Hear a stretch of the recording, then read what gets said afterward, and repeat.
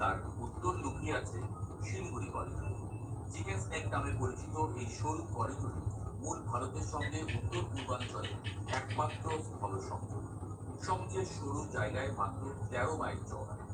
একে হারালে ভারতের উত্তর পূর্বাঞ্চল কার্যত বিচ্ছিন্ন হয়ে যাবে।